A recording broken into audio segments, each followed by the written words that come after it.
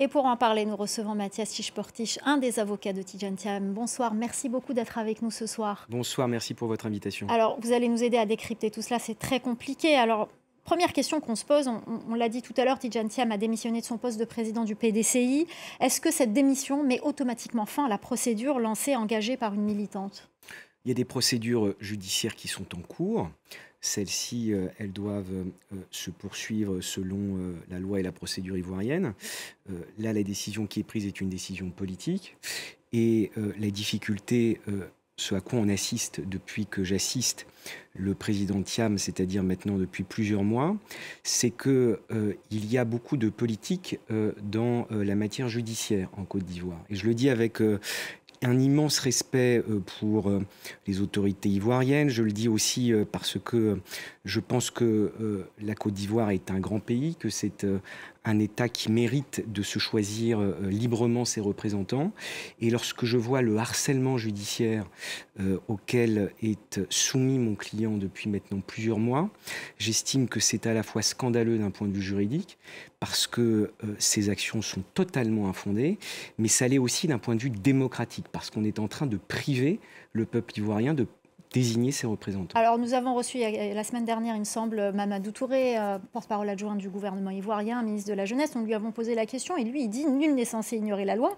Et il s'agit bien d'un article de loi, l'article 48 du Code de nationalité, qui, je rappelle, stipule qu'un Ivoirien majeur perd sa nationalité ivoirienne dès lors qu'il acquiert une autre nationalité. Mais ce qui est compliqué, c'est que Tidjane Thiam était binational, franco-ivoirien, qu'il a déposé sa candidature alors qu'il était encore binational. Il y a renoncé qu'après.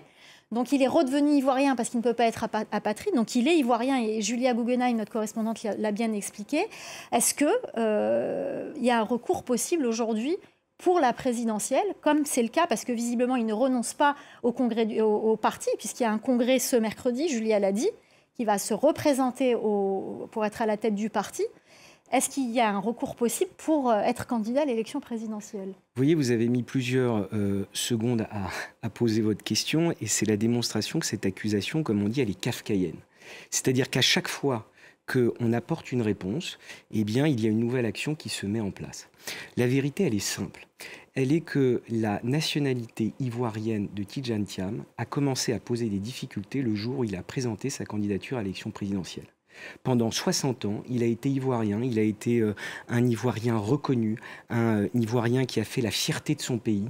Aujourd'hui, il s'engage alors qu'il n'en avait pas besoin. Il est profondément déterminé à transformer son pays et on lui fait un procès qui est un procès indigne parce qu'on vient toucher en plus à l'intime.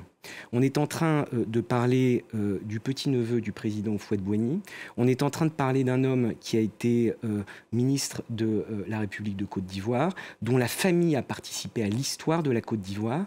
Et on vient l'attaquer sur sa nationalité, alors qu'en droit, ce texte n'est pas applicable. Tidjane Thiam est français de naissance, dès lors que son père était français. Il n'a pas à se voir appliquer ce texte. Il n'a jamais demandé la nationalité française? Il y a eu un décret. Ce décret est un décret que l'on dit confirmatif. Ça n'est pas un décret créateur de droit. Je ne veux pas être trop technique pour vos téléspectateurs. Mais ça n'est pas ce décret qui lui a attribué la nationalité. Ce décret est venu sanctuariser une situation qui existait déjà. Et donc, quand j'entends aujourd'hui que certains s'étonnent qu'il soit franco-ivoirien, alors qu'il a été présenté comme franco-ivoirien dans la presse pendant des décennies et que ça n'a jamais posé la moindre difficulté à personne, qu'au contraire, il était une fierté pour son pays. Je regrette que ce débat aujourd'hui soit accaparé par ce sujet, parce que vous voyez, plutôt que de parler des sujets de fond, plutôt que de parler d'éducation, plutôt que de parler de santé, plutôt que de parler de jeunesse, on est en train de faire des arguties juridiques. La question aujourd'hui, elle est très simple. Est-ce que le gouvernement et est-ce que le régime veut une élection libre et démocratique? Si c'est le cas, elle a la possibilité aujourd'hui de réviser la liste électorale pour faire en sorte que Tidjane Thiam, dont il est acquis aujourd'hui qu'il est ivoirien, et selon nous, je vous le dis, il n'a jamais cessé de l'être, soit aujourd'hui candidat. Donc c'est le seul recours possible, finalement. C'est la seule possibilité pour lui d'être candidat, c'est qu'il y ait une révision des listes. Les autorités ivoiriennes disent que la révision n'interviendra pas tout de suite, qu'elle interviendra après l'élection présidentielle du mois d'octobre. Mais madame, quel est l'intérêt de faire une révision des listes après l'élection? À quoi ça sert? Mais, et puis surtout, pourquoi a-t-on peur du peuple? Pourquoi a-t-on peur qu'un certain nombre de personnes qui veulent participer à ce scrutin puissent s'inscrire? Pourquoi a-t-on peur qu'il y ait plusieurs candidats? Je vois qu'indépendamment de M. Thiam, il y a un certain nombre de figures de l'opposition qui ne sont pas présentes à l'élection. Pour d'autres raisons. Oui, mais in fine, quand on fait le total, quelle va être la légitimité de ce scrutin si jamais l'ensemble des figures d'opposition ne peuvent pas s'y présenter? Vous savez, il y a deux principes essentiels dans un État de droit. Le premier, c'est la sécurité juridique. Je vois qu'aujourd'hui, le président Ouattara a reçu un certain nombre de chefs d'entreprise qu'il veut faire un New Deal public-privé. C'est le Africa CEO Forum. Mais comment voulez-vous que des gens investissent dans ce pays avec une telle insécurité juridique, politique et sociale? Comment voulez-vous que dans le concert des nations, la Côte d'Ivoire soit respectée si jamais elle ne respecte pas les garanties minimales d'un État de droit? C'est ça qui est en jeu aujourd'hui. Alors, une question que tout le monde se pose, je ne suis pas avocate, mais je vais me faire l'avocate du diable. Tout le monde se dit, mais pourquoi Tidjane Thiam, ce grand personnage, grand économiste, n'a-t-il pas anticipé? La question de l'ivoirité n'est pas nouvelle en Côte d'Ivoire, de nationalité. C'est aussi une question qui s'est posée au Sénégal l'année dernière avec Karim Wade, qui n'a pas pu se présenter, qui a provoqué tout un chamboulement du processus électoral au Sénégal. Pourquoi n'a-t-il pas anticipé cette affaire? A-t-il sous-estimé en fait l'importance de cette question?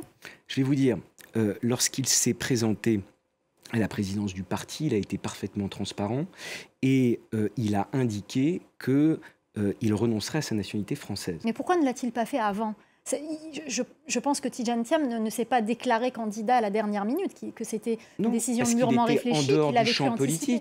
À partir du moment où il s'est engagé en politique, il a pris cet engagement, il l'a fait et on est venu exhumer un texte qui n'a jamais été appliqué en plus de 60 ans, que l'on vient appliquer comme par hasard au moment où il est candidat, et si vous voulez, qui est un non-sens d'un point de vue démocratique. Si vous voulez, si on applique ce test, si on va au bout de la logique, ça veut dire qu'on a toute la diaspora ivoirienne qui se retrouverait privée de sa nationalité. On est en train d'expliquer à des Ivoiriens dans le monde entier qu'ils ne sont plus Ivoiriens. Tout ça n'est pas très sérieux, et je pense que les Ivoiriens et l'élection en Côte d'Ivoire méritent mieux que ce débat. Quel est votre espoir aujourd'hui ?